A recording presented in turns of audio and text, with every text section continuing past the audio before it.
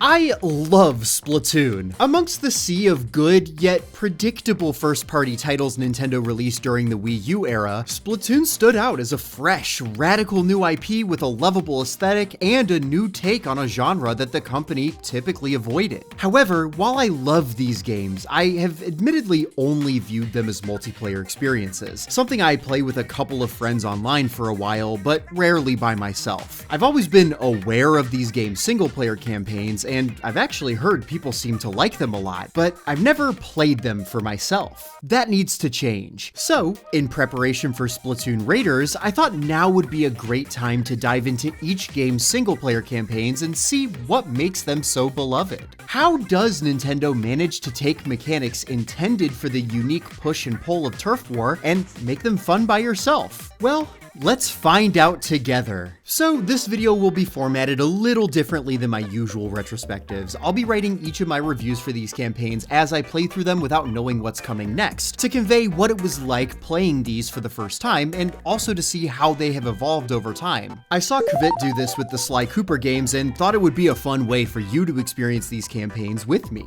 Also, as a small disclaimer, this video is going to mostly come from a gameplay analysis perspective, but I do know that the Splatoon games have lots of lore bits, like crazy amounts. Since this is my first time playing these campaigns, there is a chance that I potentially miss small parts of optional lore since I'm playing these for the first time and going in pretty much blind. So if there are bits of lore that I miss or neglect to mention that you feel are important, relevant, or just downright radical, feel free to let me know in the comments and maybe subscribe while you're at it if you're feeling generous. So before we get into our first campaign with Splatoon 1 on the Wii U, I want to take a moment to thank our first ever sponsor on this channel, Bye! I've showcased a few really cool pieces of Japanese Nintendo merch on this channel before, and I've been asked, Mark, how do you get those items? You don't live in Japan. Well, Bye is the answer. Bye is a service that you can use to place bids or orders on Japanese auction sites like JDirect Auction, Mercari, and Rakuten. Bye places the bids on your behalf, and once you win the auction, the item is shipped to their warehouse in Japan, then shipped directly to you. Bye supports a multitude of languages and ships worldwide, making it incredibly easy to find cool pieces of Japan-exclusive Splatoon merch, like these two art books that are modeled as parodies of City Walker magazines you can find around Japan. I personally have used Bye a lot for this channel, whether it's research for videos in old Japanese gaming magazines, or just collecting these little Mario Party and Splatoon keychains because I have no self-control. So I am very thankful that Bye was willing to sponsor this video. And if you want to give Bye a try and support me and my work in the process, click my link in the description or pinned comment and sign up for an account, and Bye will give you 15% off your first purchase. This is a limited time offer though, so make sure to sign up and claim this coupon before August 23rd. Thanks again to Bye for sponsoring this video, and now let's dust off the old Wii U and jump into our first campaign. Booting up Splatoon 1 felt like going back to a small hometown. Everything feels so familiar. It looks how you remember it, but in the years that have passed, everybody has moved out. You're surrounded by empty storefronts, and you're reminded about just how much time has passed. Splatoon 1 was a big deal when it came out. It was a game that you wouldn't expect from Nintendo, but the way that it came together felt like it couldn't really be done by anybody else. This first entry was a great launchpad for the series, and while the official servers have been taken down, the power of Pretendo lets us reminisce a little bit of the series' original multiplayer experience. However, slipping through this grate takes us to the one part of Splatoon 1 that is fully intact without fan servers, our first campaign of this video. Splatoon 1 story mode, also known as Octo Valley, is Nintendo and its design philosophies boiled down to their purest form. I knew very little about Splatoon story modes prior to jumping in. I only really knew that people generally liked them and that there were a lot of mechanics not present in the multiplayer, but jumping into the first level of the campaign immediately felt familiar in a way. Splatoon story mode follows a level-based platforming structure, with your goal being to reach the end and save the Zapfish. This game's level design is reminiscent of the Mario Galaxy games, almost to a scary degree, but I think that it's what Splatoon does within that structure that makes these campaigns really unique. So, I have a couple of things to admit. The first is that I originally heard the Galaxy comparison before starting this journey from a friend of the channel, Max Roberts, who in turn heard it from Phil Summers, who described Splatoon 3's campaign as harboring the spirit of a Galaxy game. This led Max to create this really great video investigating this claim and what the spirit of a Galaxy game entails. It It's a great watch and you should definitely check it out. The second confession is that I'm not personally a big Mario Galaxy fan. You what? Look, I don't think that the Galaxy games are bad by any means. I wouldn't describe any of the 3D Marios as bad games sincerely. Galaxy 1 and 2 are still well-designed games with gorgeous music and clever mechanic ideas. We're comparing Michelin star restaurants here, and I hope it's clear that my goal is to discuss nuances in flavor and dish composition, not to trash your favorite meal. While I will absolutely praise the Galaxy games for their ideas and aesthetics, I think the level structure and the game's momentum, or lack thereof, are what turn me away. Their level design consists of a variety of micro-challenges that break each level into unorganized chunks with launch star loading screens in between. Levels are rarely about introducing and exploring one idea to its fullest. Instead, they're often about multiple disconnected ideas to provide variety and surprise. These moments have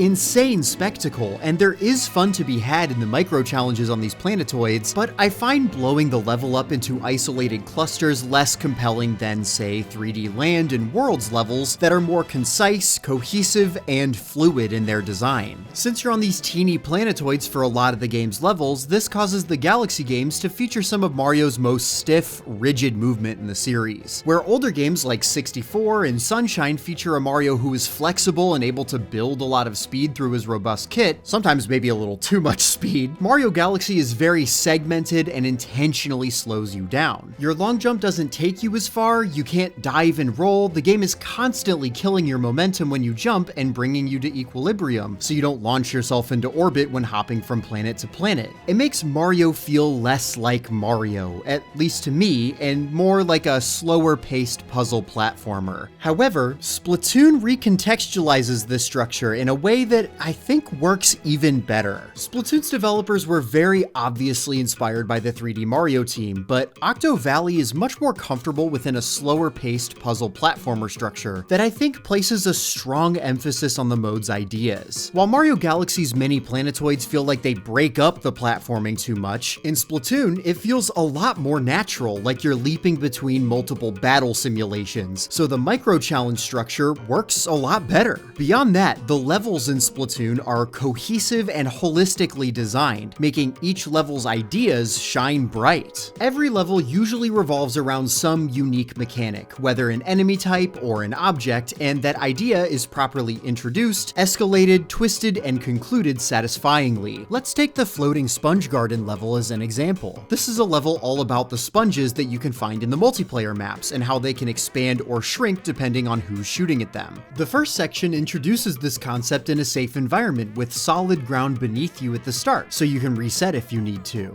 You then launch over to the next two sections where the concept is expanded with enemies that chase after you directly and hit the sponge or shoot at it to shrink it, showing why you need to take out enemies before the ground crumbles beneath you. The challenge is then escalated further in the next section. Now there's no solid ground to retreat to, so you must keep the sponges expanded while also dealing with the enemies from multiple angles that are shooting at you. It's a fun challenge that you're adequately prepared for thanks to the knowledge that you've gained from the previous sections. After this, the level is given its satisfying conclusion. You get to use the ink cannon to blast enemies from the safe ground and expand the sponges instantly, swimming your way to the Zapfish. If you've seen Mark Brown's video on Hayashida's 4-step level design in 3D World, all of this may sound familiar to you. Seeing this design philosophy applied to Splatoon, though, gives it a whole new life. Instead of being used in a quick platformer level where the player is running and jumping through an obstacle course as fast as they can, Splatoon uses this structure to run wild in different directions with its base mechanics. Octo Valley is full of unique ideas not found in the multiplayer, like spreaders, squeegees, invisible platforms, and more. The level themes range as well. Some are more puzzle focused, like the aforementioned invisible platforms, where you want to think and shoot before you step,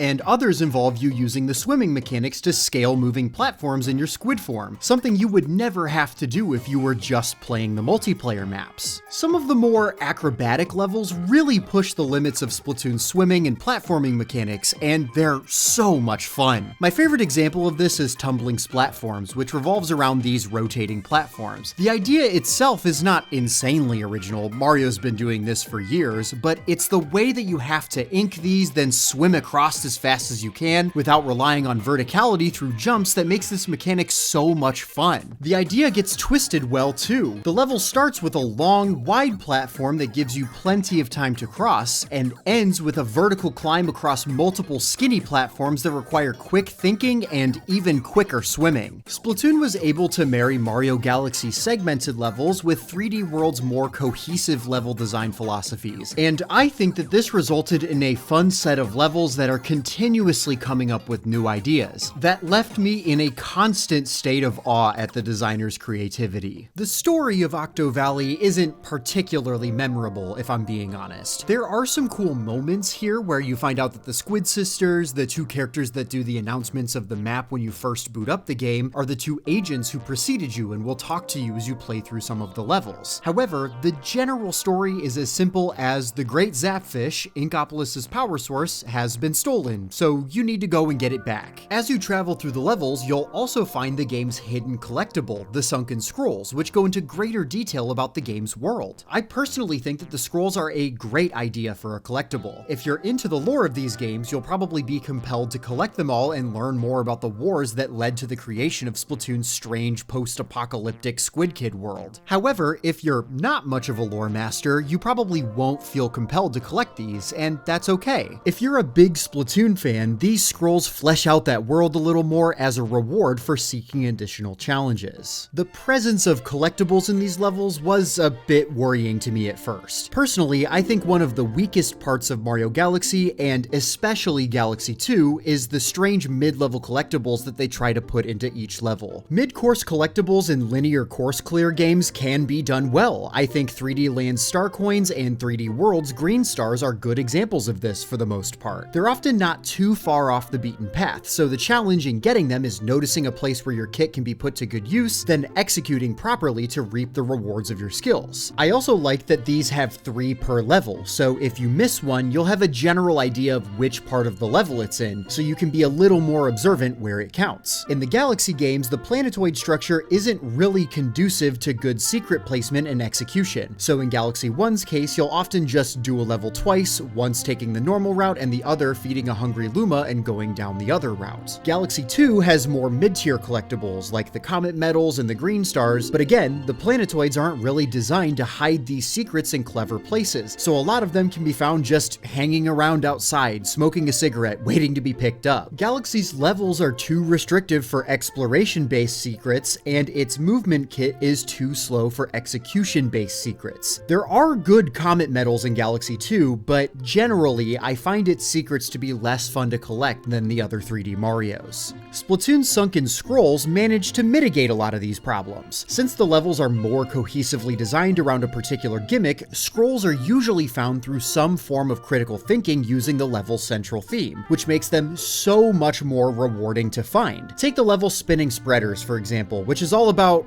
well, you're not gonna believe this. It's all about hopping onto and over these spreaders before they wipe away your ink trails and leave you stranded. So to get the scroll, you ride one out here and time a big leap onto this wall to grab the note. It's an optional challenge that further tests your knowledge of the level's gimmick. It's great stuff. Most of the Sunken Scrolls are hidden well. There are a few notable exceptions, like in my beloved Tumbling Splatforms. The Sunken Scroll isn't obtained through a rotating platform challenge, it's just on the backside of this wall. The worst cases are scrolls or launch pads found on the underside of a platform, so you wind up frantically searching under every platform like a paranoid prepper who heard a thump in the night. There are some levels on the PvP maps that we'll get into in a minute, and these are by far some of the worst examples of this as well. Galaxy 2's Green Stars do this a lot, but unlike Galaxy, none of these scrolls in Splatoon require you to jump into space to collect them. For the most part, the Sunken Scrolls are integrated well into the level design, adding to the challenge and accentuating the level's ideas. Octo Valley isn't only composed of these Galaxy-style levels, sadly. The game has more gameplay styles up its sleeve, some that I think detract from the experience. The best ones are easily the boss fights. The bosses have these strange function over form designs that are so much fun to fight. A lot of them require you to wait for a proper opening, then climb and strike when the timing is right, which may be boring to some players, but I personally personally found them satisfying and a nice change of pace. I really enjoyed the third boss in particular, the Octo Whirl. This giant metallic clam will charge at you quickly, so you need to put down a lot of ink to both slow it so you can climb it when it charges, but also ink an exit plan for yourself so you don't get crushed. It's super fun and requires you to think while you ink, which I greatly appreciate. The final boss against, skip forward a few times if you don't want spoilers, DJ Octavio is an anxiety-inducing blast, where you're trying to keep up with him while also shooting down all of his attacks towards you. There's so much happening at once, but this precarious chase through these final platforms feels like a fitting end to the game's level design. The two other level types are, in my opinion, the lowest points in Octo Valley. Each world has an Ink Striker level where you're constantly threatened by Ink Striker strikes, so you have to keep moving through this long, continuous level until you finally get to the boss and defeat it. Now, at first, that doesn't sound so bad, right? Well, I agreed after playing the first Ink Striker level. Then I got to the second, and the idea was basically the same with no development. Then I got to the third, and the idea is the same again. I get that this was likely an attempt to reuse the PvP maps and add a bit of spice, but I can't help but feel like these levels are underbaked. It would have been cooler if these were each centered around different special weapons, like one would have you running away from a CPU player using the Kraken or Ink Zuka shots coming from multiple angles. The Ink Striker idea is fun and novel, but it can't sustain 4 levels on its own without variation or clever twists. Worse than this, though, are the Octoling Showdown levels. At least with the Ink Striker levels, there's a primary threat at your heels that keeps you moving throughout the level. The Octoling Showdowns are vapid,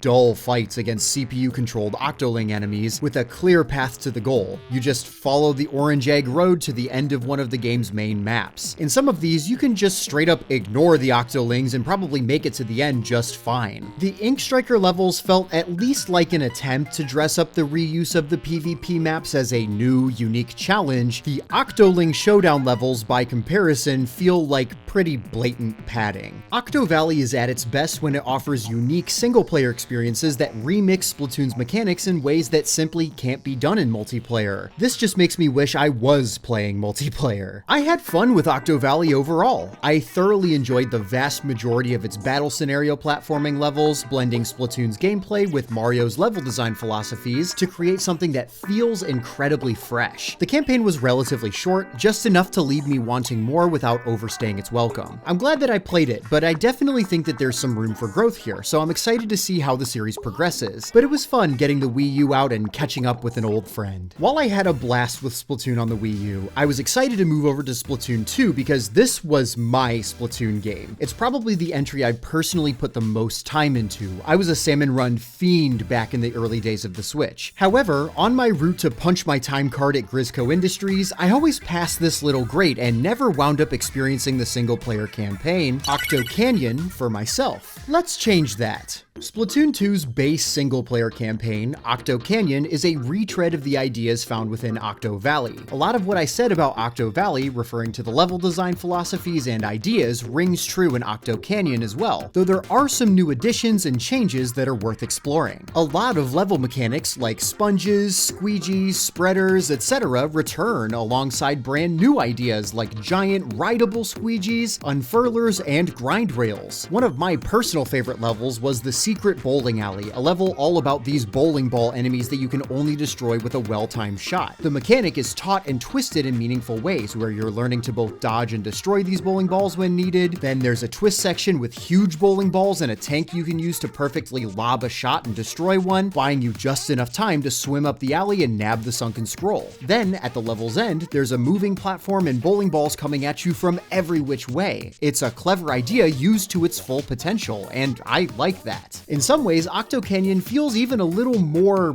sure of itself. Its ideas are a little more out there, and they're twisted in more interesting ways than the first game. If the level design ideas from the first campaign sounded interesting to you, then Octo Canyon is just more of what you like. Octo Canyon does have a big, noticeable difference, though. This campaign actually uses Splatoon's arsenal of weapons. Yeah, so Splatoon 1's campaign only ever used the hero shot, a fairly standard weapon type for all of its levels. which I actually didn't mind simply because it felt like there were enough level ideas that interacted with that primary weapon that sustained it on its own. However, more variety is appreciated, and I'm happy to see Splatoon 2 deviate from its predecessor a bit and expand the campaign's horizons with the weapon types. When you start a level in Octo Canyon, Sheldon will drop a weapon into your hands and ask you to use it for this level so he can gather some market research data on it. So, for your first playthrough of each level, you're required to use that level's corresponding weapon. I found this to be interesting. There are a lot of weapons in Splatoon that I love using, like the dualies and the sloshers, and some that I don't love using, like the snipers and the paint rollers. However, I was ready to have my mind change throughout some of these levels, and I was pleasantly surprised by how much fun I was having using the sniper especially. It felt like the developers had so many ideas on how to use this whole thing in ways that you couldn't really do in the first game with the hero shot. Same with a weapon like the Splatling. Usually not my cup of tea in multiplayer, but in Octo Canyon it's used in these really clever ways where you need to think before you shoot, considering the Splatling's DPS potential and its movement drawbacks. I'm still not sold on the paint roller though. That one, whew. The different weapons also add a new layer of strategy and depth to the boss fights. It makes returning bosses like the Octo Stamp feel different, since this time you fight it with the dualies. As a result, the fight is much faster paced, and I was happy to fight it again. Then, you've got bosses like the Octo Shower, which require you to use the sniper to take cover and attack at the right time. The different weapons really bring a new flavor to the boss fights and encourage you to play in totally different ways than the first game. Not all of the bosses are amazing though. The Octo Samurai was a sort of mindless fight where I felt like I was just flinging ink at it until it went down. I think this boss was the exception though, not the rule. I think this use of the different weapon types makes Octo Canyon work better as an extended tutorial for players, giving them space to try out new weapons that aren't in a multiplayer lobby and engage with them in ways that they may not have considered before. Once you've beaten a level with the required weapon, you can go back in and look for other secrets or play it again for funsies with the other weapons of your choosing. So you can experience a level initially cleared with a sniper in a totally different way. It almost makes me wish that you could just choose your weapon at the start of most levels instead of only getting this option on replays, but maybe the fear was that users would only gravitate towards their favorites and not explore the game's other weapons. It would be nice to have options to approach levels in the way that you want to, but I suppose getting to do that on replays is sufficient enough. Something I was pleasantly surprised by were the Octoling missions this time around. While I still vastly prefer the campaign's main levels, the Octoling missions were reworked to be an 8 red coin style level where you need to rescue 8 of these little mini zapfish scattered throughout the map, as opposed to following an egg trail to the opposite side. This little change makes the levels so much more enjoyable, encouraging you to explore and giving the Octolings more time to actually get in your way.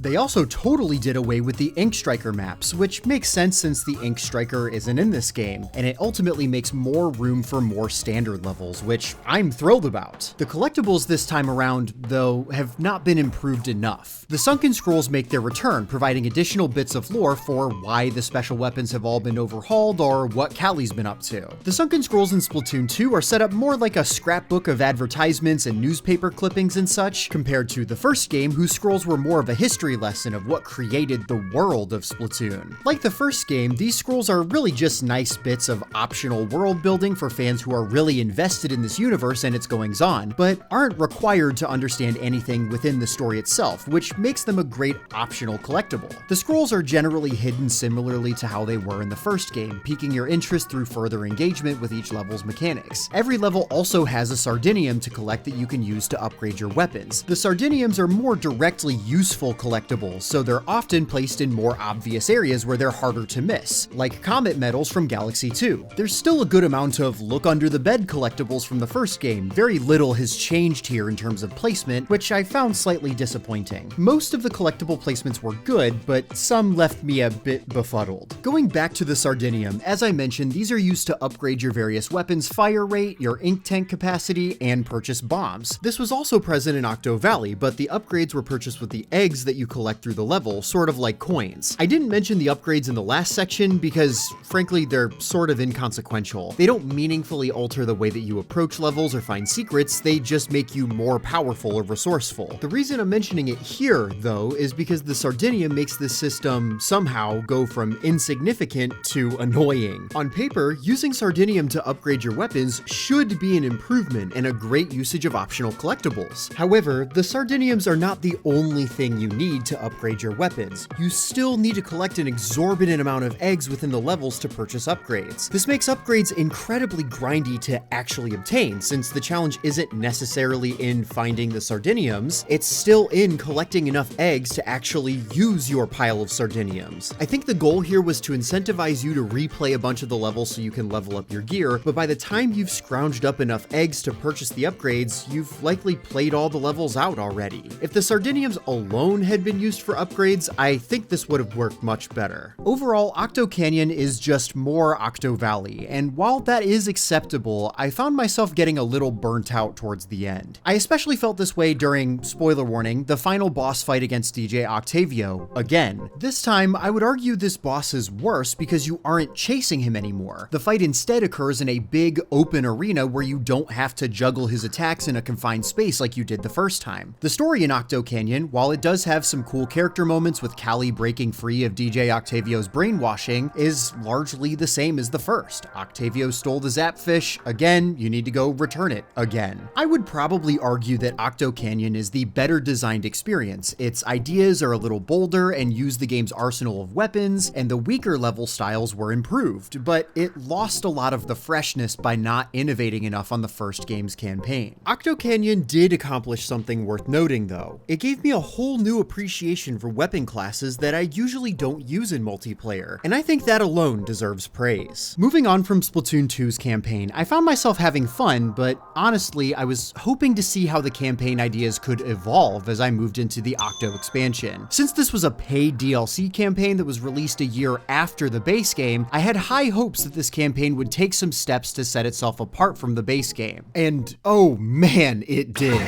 The Octo Expansion is the evolution of the past two campaigns that I have craved. It's a smorgasbord of unbridled creativity, and it is unbelievably fun. The Octo Expansion takes place on the Deep Sea Metro, and you take control of an Octoling with amnesia whose goal is to collect the 4 fangs for the disembodied being in this telephone. This underground metro system is home to a huge research facility, so each level you partake in is structured as a test for the shady corporation running the metro. The Octo Expansion has a grittier tone than the last two campaigns. The level styles are darker, the music is more foreboding, and you partake in these tests with a bomb strapped to your back.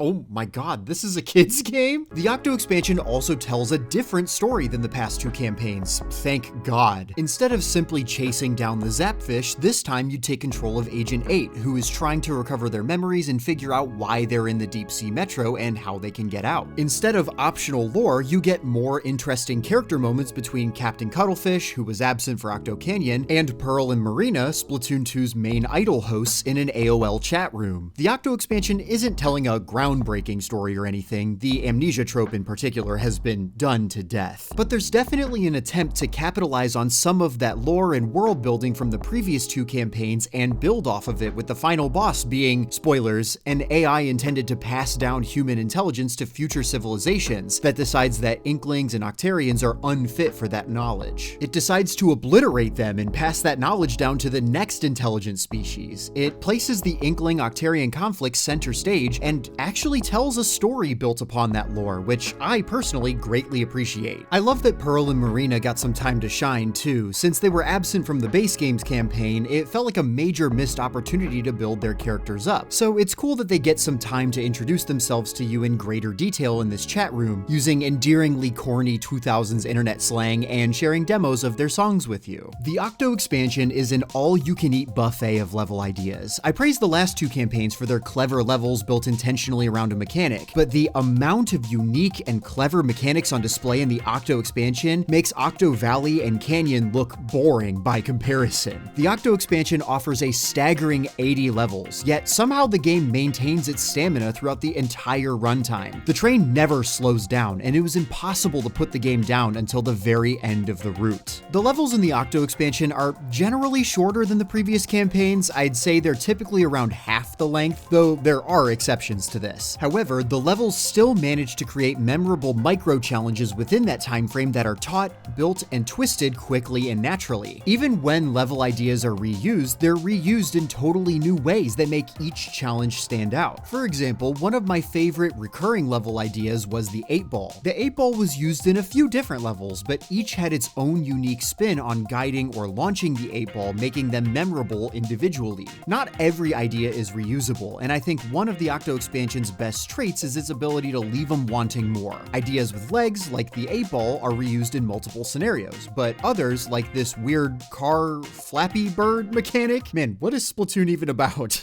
Ideas like this are thrown out once they're used once, since they can't sustain more than one level without feeling repetitive. I think this is something Nintendo and its designers have really improved over the last decade or so, learning how to squeeze the juice from ideas without wringing them dry or letting them go unrealized. It's much easier said than done, but it's a true skill to be able to recognize when an idea has run its course versus when it has unrealized potential, and the Octo Expansion is one of Nintendo's finest outings in that regard. I really don't want to belabor this point too much, but I can't help but want to gush about the insane tidal wave of good levels that crashed over me as I played. There are levels where you're defending a balloon from hordes of enemies, levels where you're equipped with only curling bombs and making your way through a stage swimming through their trail, and speedrunning levels where you have to destroy all of these crates within a tight time frame. The Octo Expansion isn't afraid to get challenging too, so even if you're a Splatoon regular, I still think some of these challenges will hold your feet to the flames a little bit. My favorite part of the level design here is how it further reframes how I think about Splatoon and its mechanics. Something I personally love about Splatoon is that it rewards an aggressive, fast-paced playstyle where you shoot as much as you can and swim in your ink to reload, so you're incentivized to play offensively and try to cover more ground. However, the levels where your ink is limited totally flips that on its head. Usually, a battle scenario like this one would be no big deal, but when you have limited ink and crates you need to destroy, you have to think about each and every shot you take, so you start playing Splatoon like it's Metal Gear. It's insanely fun and the sort of thing you can only get here.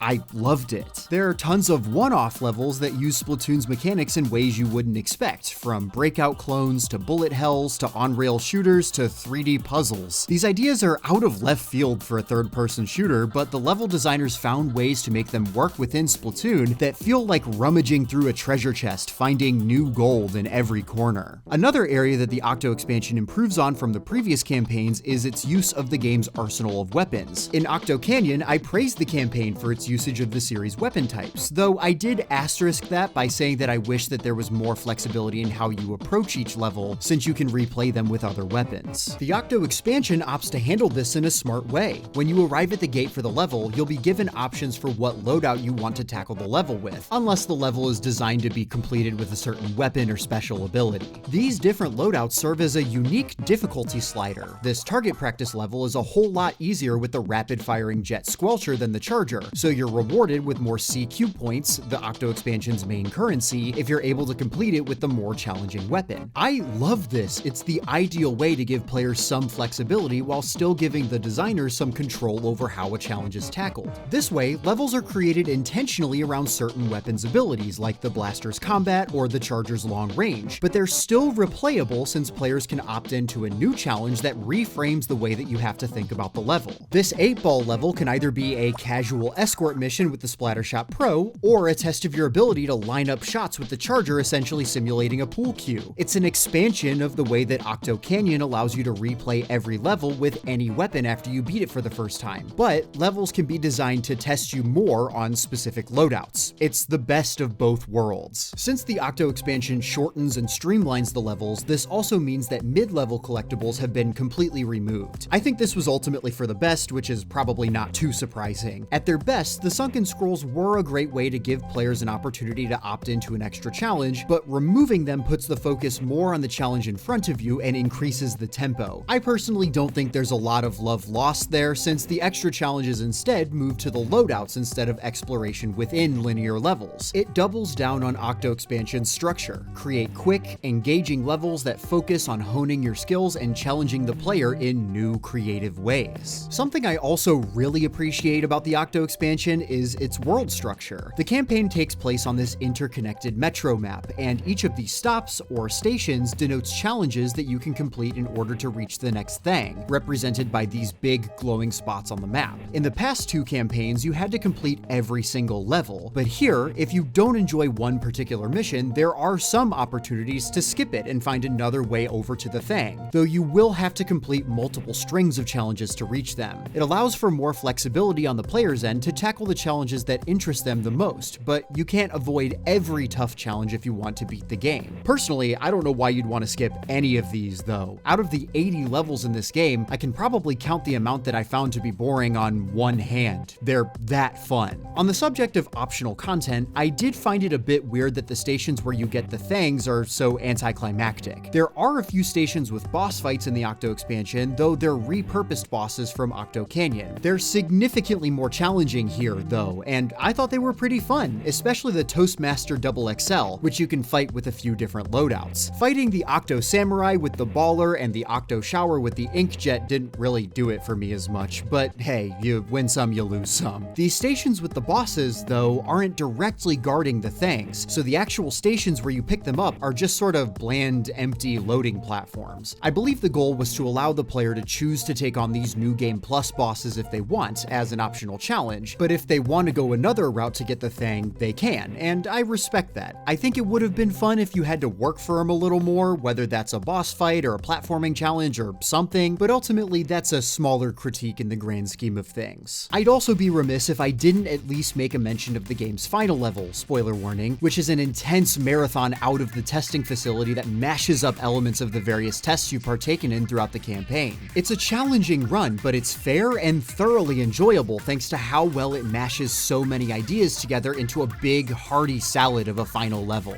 It feels like a Bowser Castle style final level in spirit, and I felt like it was a satisfying end to the campaign. Alongside the cool final bosses against Agent 3, then this big statue that you climb Shadow of the Colossus style. It all felt so much bigger, slicker, and fresher than either of the campaigns that came before it, and that's what made me fall in love with it. The Octo Expansion is fantastic. I did not expect DLC for a Splatoon game to impress me this much, but I was floored by this campaign's creativity and focus. Every time I thought I had seen it all, this game smacked me with a new idea or a new mashup of ideas that I never could have dreamt of. Somehow, it felt like the game never ran out of stamina. Even when ideas were repurposed or attempted a second time, there was enough gas in the tank to reach a new destination, keeping things fresh while also being resourceful. It's a lot of what I love about Nintendo and its games boiled down to a pure essence, unbridled creativity that gets to express itself without losing focus. If you've never played the Octo Expansion and you're a fan of Splatoon, I'd say you definitely need to get on that. Even if you're not much of a fan of Splatoon itself, but you are a fan of Nintendo and how its level design philosophies have evolved over time, I'd argue this is worth a look. Once I got to the Octo Expansion, I really understood the buzz. I got why people seem to enjoy the Splatoon solo modes as much as they do, and I found myself wondering how the ideas and concepts from the Octo Expansion would be incorporated into the next game's campaign. So we're on to the newest game in the series as of recording. While I haven't put as much time into Splatoon 3 as its predecessor, this game improved on a lot of my little criticisms with Splatoon 2 as a longtime player. From a smoother online experience with friends, to the ability to skip the Splatcast and jump right into the action, to Big Man himself. I'm a big fan of Big Man. Splatoon 3 also has this really cool post-apocalypse theme since Chaos won in the final Splatoon 2 Splatfest. I always thought that was such a cool way to determine the theme of the next game, and this Splatoon Megami Tensei Chaos vs. Order battle resulted in a really distinct aesthetic for the third entry. With all of these improvements that Splatoon 3 makes to the core gameplay, I'm hoping that we see a lot of innovation within the single player as well. After dropping into the grate to begin Splatoon 3's campaign, I found myself immediately disheartened. The story was the same for the third time. The Great Zapfish has been captured, and you, Agent 3, must get it back from the Octarians yet again. I slumped into my chair, prepared to go back to basics for the next few hours. However, after beating a few levels, I met up with DJ Octavio, the final boss that just wouldn't die, to fight him for a third time. Although I was thankful to see him so early. The fight itself was fairly easy and boring, but what came next changed my tune immediately.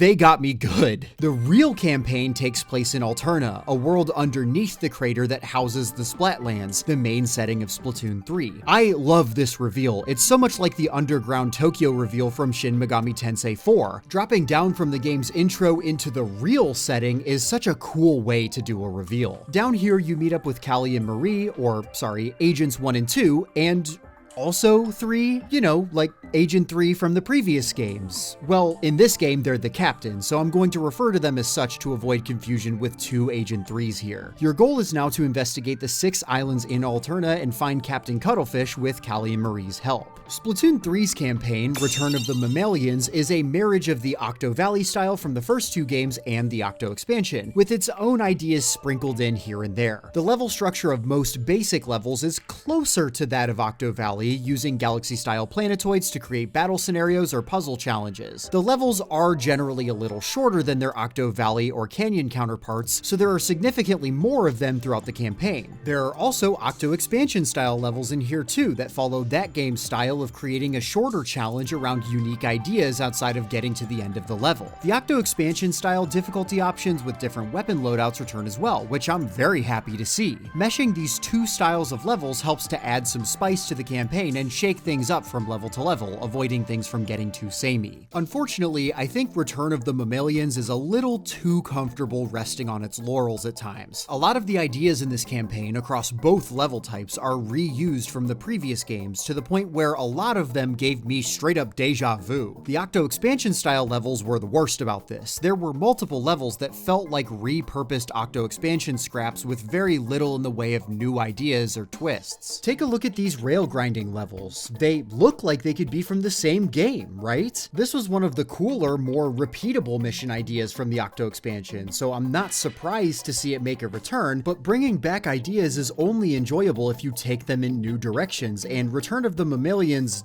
doesn't really do that. In the Octo Valley style levels, this manifested in the reuse of level ideas that we've seen in other games, which is fine if you have new takes on them, but sadly that wasn't the case for most of these. Take the bowling ball enemies, for example. They showed up in 2 levels in Octo Canyon. The first has all these cool twists with the giant ones that you have to blast with the cannon. Then, much later, there's another level that uses the bowling balls alongside moving platforms, creating a challenging and enjoyable level that you have to play through with the stupid paint roller. By comparison, the bowling ball level in Splatoon 3 is pretty underwhelming. It's not bad, but the build-up and twists in these ideas pale in comparison to what's been done before. Reusing ideas is not inherently bad, but I think after 3 previous campaigns, it would be nice to see these ideas used in more clever ways that feel like remixes of past levels or ideas rather than reiterations. While Splatoon 3 is very comfortable reiterating many of the previous game's ideas, it is absolutely capable of polishing existing ideas and innovating with new ones. This curling bomb bowling level, for example, was a fun little Octo Expansion feeling challenge that was different than the curling levels from before. Then, later, you have one of my favorite levels out of, well, any of the Splatoon campaigns thus far. The enemy ink is lava, where you have to time curling bomb throws and create narrow paths for yourself through enemy ink, because touching that ink will kill you. I love this because the skill of learning how to ricochet curling bombs is also transferable to multiplayer, so this is another instance of improving critical skills in a novel and unique setting that could only be accomplished in single player. One of the campaign's best new gimmicks involves this little guy. Small Fry is basically used like a bomb, except he can attach to and repeatedly attack enemies and drums like these to move platforms. I was impressed by how much the team was able to use this little guy in a lot of different ways. He honestly added a lot more to the gameplay than I thought he could, which was refreshing. Another favorite new idea was the soaker blocks that expand as you shoot them and contract when an enemy shoots them. Evidently, Nintendo loved this idea too because it's used all over the game across multiple levels, and I love how they're reused. Every time they showed up, it felt like the designers had some kind of new idea on how to use them, whether you're battling atop them or using them to block missiles. They got a lot of mileage out of this one block, but it never felt overused since they always brought a new spin to the idea. I think this is what made it so frustrating when some of the levels were a little too comfortable copying the previous campaign's homework. When Splatoon 3 gets going, it's able to produce some really fun and inventive levels. At its best, it's got some of my favorite levels out of the campaigns I've played thus far, like the enemy ink is lava and that sinking feeling. It also manages to create levels that use Splatoon 3's new weapons and mechanics in a new and clever way, like this level with the angle shooter that also happens to serve as a great tutorial for a new sub-weapon in Splatoon 3. However, Splatoon 3 also has ideas that don't necessarily stick the landing, like the levels that use the fog from Salmon Run. Limiting visibility in a 3D platformer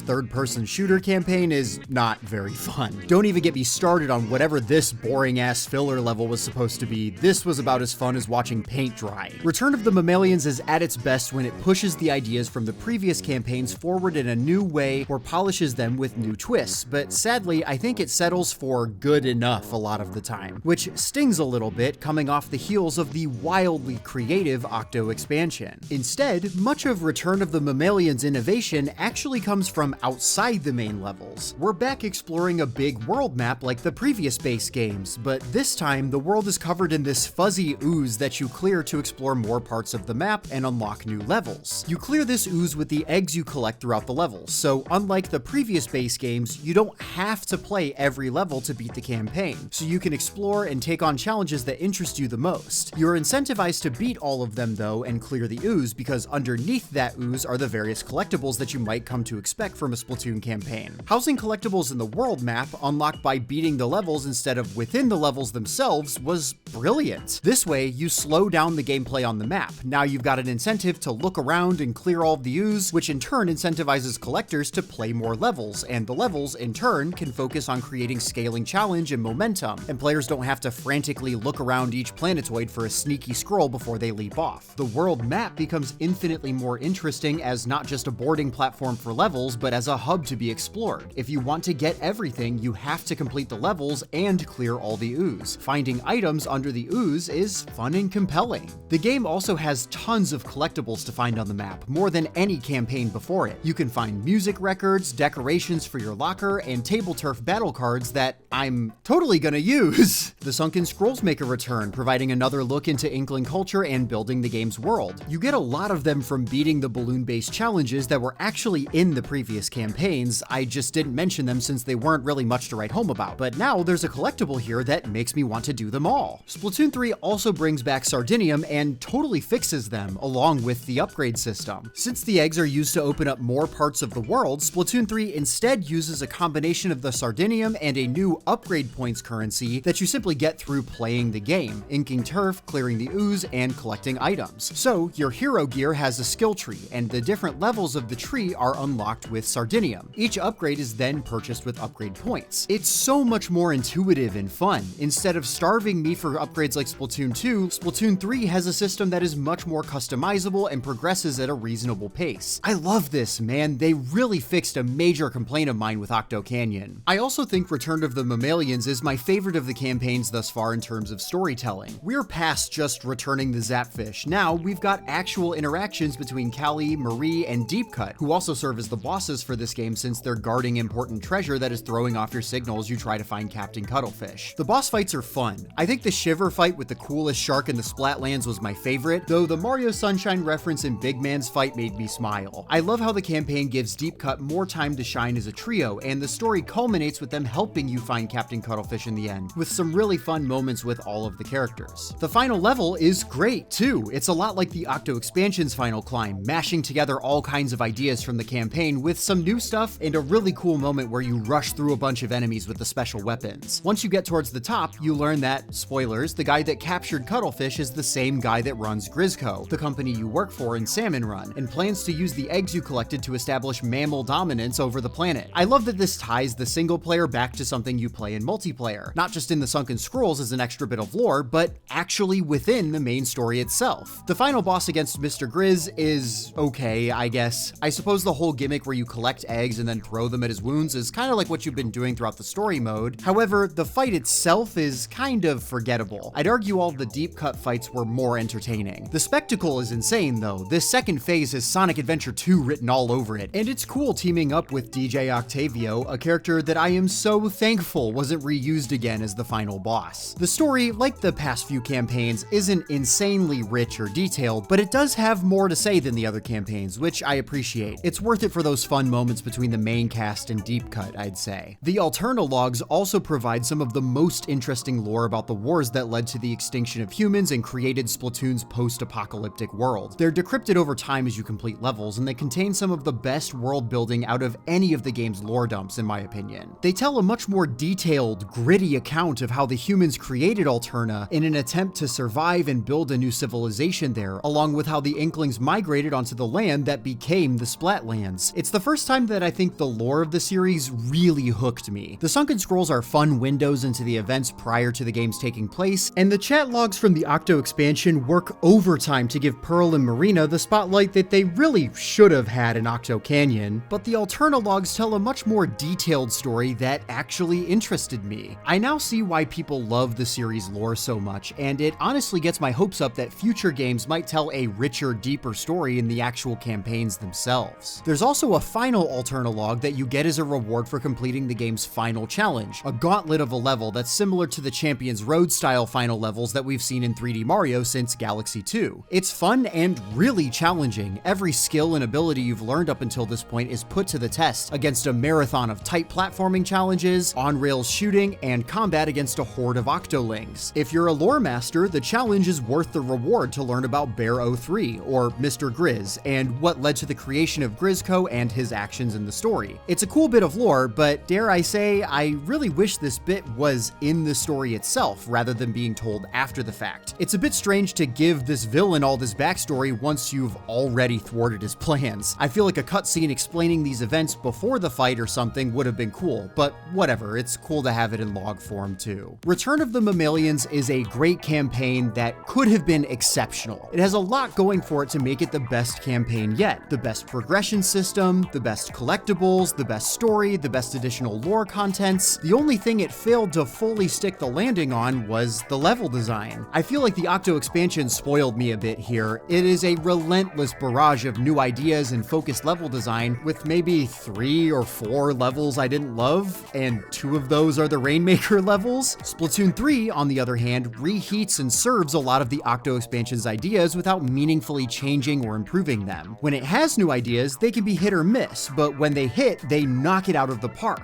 I enjoyed Return of the Mammalians, but I think I have to give the edge to Octo Expansion as my favorite campaign thus far. Our journey doesn't end quite yet though. Let's wrap this up with a side order. Transparently, the side order was the part of this journey that I was the most excited for. I knew vaguely that the side order was a Splatoon roguelike, which got me very excited. The idea of how Splatoon could use its arsenal of weapons and mechanics within the structure of a roguelike had my mind racing. I couldn't wait to give it a try. The side order explores the other side of the Chaos vs. Order Splatfest. In this campaign, we take control of Agent 8 again and wake up in the Memverse, a colorless version of Ingopolis, and meet up with Pearl, although this time she's a drone. We hear Marina's voice come from inside this giant tower and go to rescue her. We meet this new character named Ott, who has known Marina for a long time, and we go through a quick tutorial of the game's mechanics, going floor by floor up to the 10th floor where Marina is being mind controlled. We defeat and rescue her, and Order itself appears to us, kicking us out of the tower and dares us to climb 30 floors to come and challenge it. This 30-floor climb is the main campaign of Side Order, though things are much different this time around.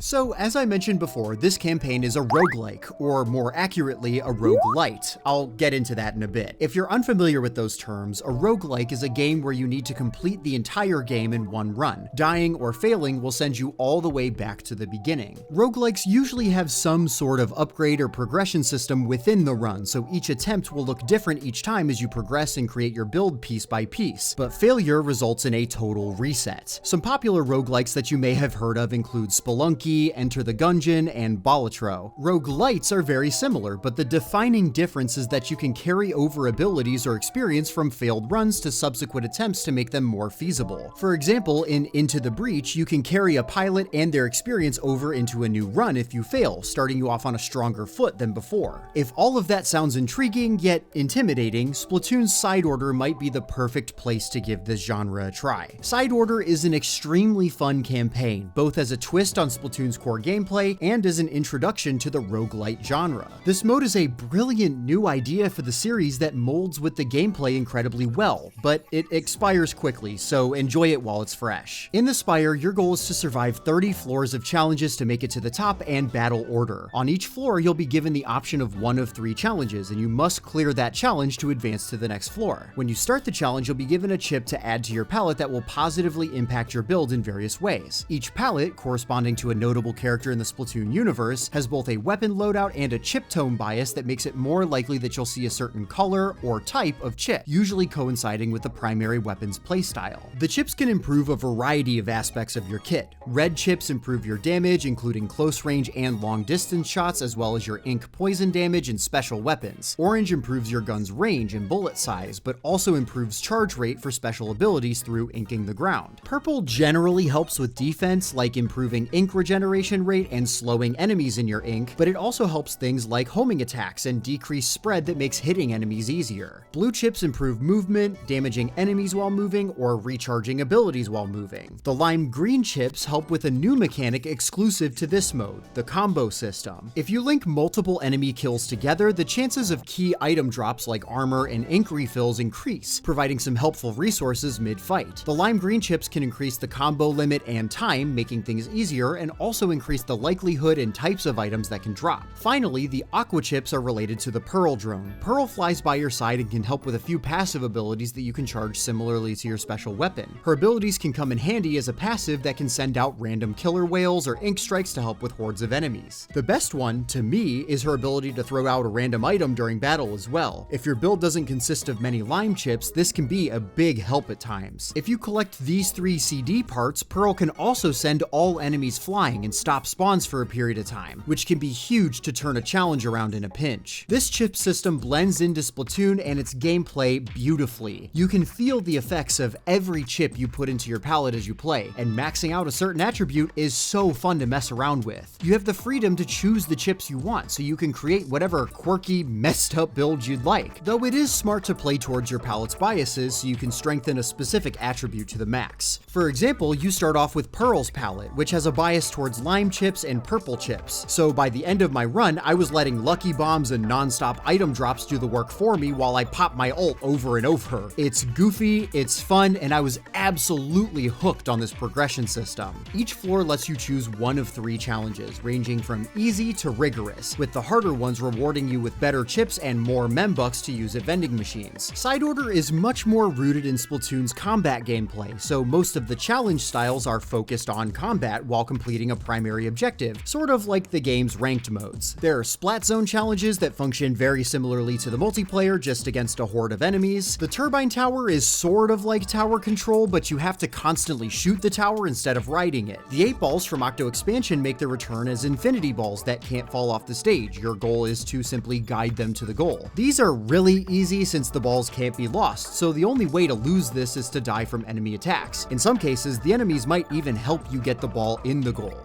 Not always, though. The other 2 level types involve destroying enemy spawn points and defeating these really quick fish enemies, usually requiring you to trap them in ink or use some sort of bait to catch them off guard. Or you can just snipe them from across the map, that works too. Sometimes levels will have an additional bonus next to them. This can either fill out your palette with one specific color of chip, making the mission a breeze, or it can give you an extra challenge to accomplish for some extra membucks, like don't use your sub weapon or don't move an octoling form, which can be tough but fun. Levels can also contain danger, which gives you a disadvantage while playing the level, like inking the entire level in the enemy's ink or turning off the lights. Sometimes you get both. These also add a layer of challenge and variation, but not that much. They can make rigorous challenges extremely difficult though, so it's best to clear these on lower level floors when they come up, because they'll persist until you clear them. On levels 10 and 20, you'll fight one of 3 bosses. The parallel cannon fight is a horde of monochromatic inkling enemies, very similar to the horde fights we've seen before. The asynchronous rondo is a giant tornado-shaped thing with a bunch of faces on its layers that you need to destroy to win.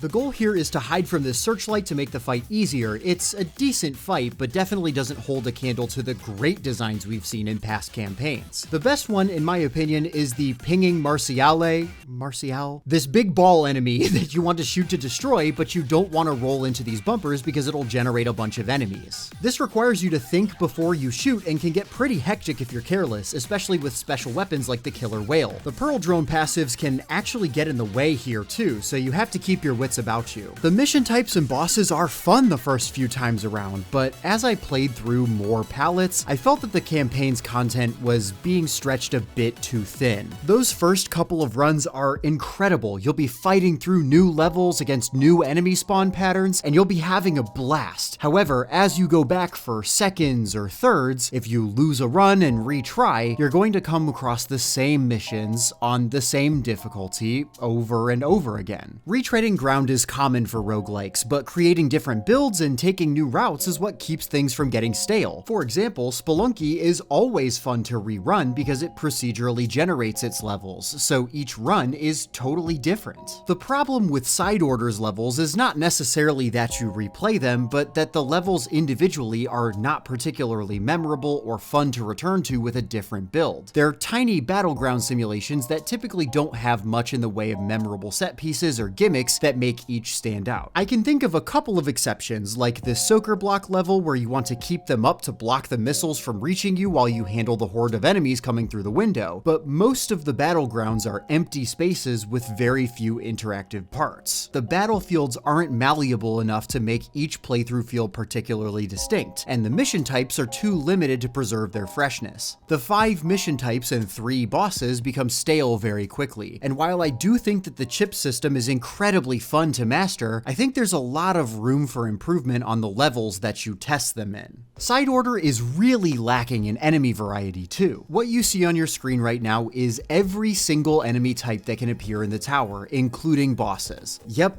this is all of them. I don't really understand why Side Order lacks so much in the enemy department when there are tons of unique and clever enemy types from the previous campaigns that you could totally just rip off and add to this campaign too. There was no reason for this paid DLC mode to be so lacking in enemy variety, especially compared to every other campaign we've played thus far. Side Order makes a great first impression, but loses its stamina very quickly. Once you finally reach the top floor on your first run, you fight Order itself, a challenging but pretty fun fight where you destroy the spawn points, then attack it when its guard is down. Defeating it the first time activates this super cool final sequence where you get all of the chips from the spawn points and go Super Saiyan to defeat Order once and for all, which is a fun, cool moment. Once you complete the mission, Order shows its true form, this cute little guy that just won't admit defeat. Once you complete your first run and roll credits, you'll come back to the Order sector and Marina will tell you that you have to configure every pallet to fully thwart Smollusk's plans and save every soul trapped in the Memverse. This means beating the Spire with all 12 loadouts in order to 100% the mode and get the true final ending. So if you're interested in seeing that final ending, you've got your work cut out for you. The different pallets do provide some variety, like certain chips relating to weapon abilities are exclusive to those pallets, so things will be at least a little different each time. It's a lot more repetitive to totally complete than something like Octo Expansion, which is full of individually memorable levels that reuse ideas tastefully to create new experiences each time. Thankfully, this game's roguelite mechanics help make some of that repetition easier. Before you start a run, you can talk to Marina and exchange pearls for hacks to give yourself an advantage in your next run. This can include things like more lives, weakening enemies, more abilities for the pearl drone, and improving your odds to get better quantity and quality chips. This is very helpful as you go further into playing through each of these pallets, especially with weapons that you might not personally use much. It can be a nice crutch to lean on and help you clear runs more easily. It's also helpful if you find yourself struggling overall. Even if you fail a run, it wasn't a waste because you get pearls that you can use to make your next attempt just a little bit easier. You'll be surprised how much you find yourself taking all of these hacks for granted. Once you've completed the Spire with the 11 main pallets, you have to complete it with Agent 8's pallet to clear the mode, but this pallet has a twist. Agent 8's pallet punishes the use of hacks. The more hacks you have enabled, the fewer chips your pallet can hold. So you may want to disable a lot of your hacks if you want to be able to put a lot of chips into your pallet. This was a super fun challenge. It humbled me a little bit and made me realize just how much heavy lifting the hacks I had bought were doing throughout my later runs. I